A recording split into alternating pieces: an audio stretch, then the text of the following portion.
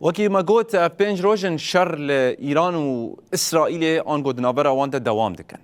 هركز بحثا نوكلري دكا بحثا هزا لشكري دكا بحثا خستنا رژيما إيران دكا لتكس بحثا كردان ناكا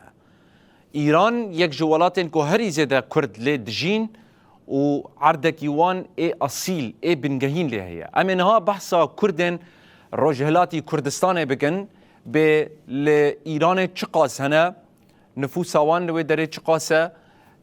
ده نوا کیجان دوران ده بلاون ده دیروک آخود جبو به دست خستن ما فی خود چی کرنه و چی نکرنه ایرو روز لگور آگاهی کم کرنه بهتر جب 15 میلیون کرد لرجلاتی کردستانه اف خودیه عرضه رسنن یعنی خودیه باجارن اصیلن لوی داره و حتی ایروجی هبون آخو پاراستنه و هر کس زانه که کردین رجلاتی کردستانه چندین به چند آخو و گریداینه و حتی ایروجی بوی آوایی دجین. باجارن وان این سرکه اورمیه، کرمانشان، مهابات، سنه، بوکان، ایلام، سقز و پیران شاره. اف باجارن سرکنه ین رجلاتی کردستانه لی هلبت بدهن باجارن وان وگاوه هنه و کرد لوان دجین. ایالتک دناوا رجلاتی کردستان ده هيا ناوی و ایالتا کردستان ده دستور ایران ده جی هيا لی هلبت اف پرچه کی رجلاتی کردستان هيا اف نه رجلات بگشتیه جبرکو ده آستا آلین کردستان آنگو باکور رجلات باشور و رجاوا ده رجلاتی کردستان ده پلیا دویم ده پشتی باکور کردستان هيا پشتره باشور ته و هری بچوک جی پرچه هری بچوک جی رجاوای کردستان هيا کنگی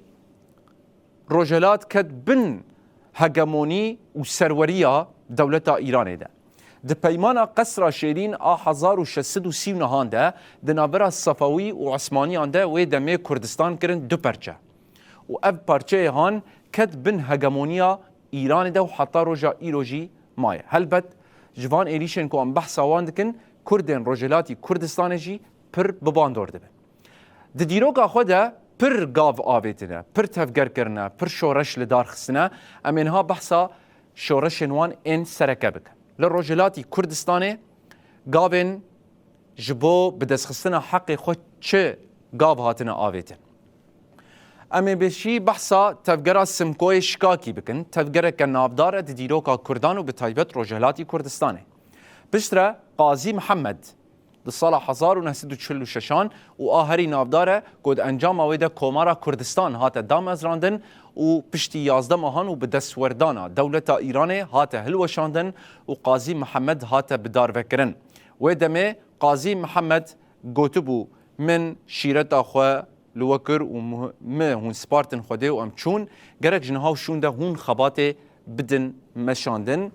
پشترجی بینر نجا دکتر عبدالرحمن قاسم لو هیا تفگرک نافدار لرجلاتی کردستانه پشترجی کومله و هری داویجی پجاکه کو ایرو روش چاوه به تواهی کردان لیه کو بکاره به لوی دره خبره خستن بکن و حق کردان بدست بخینن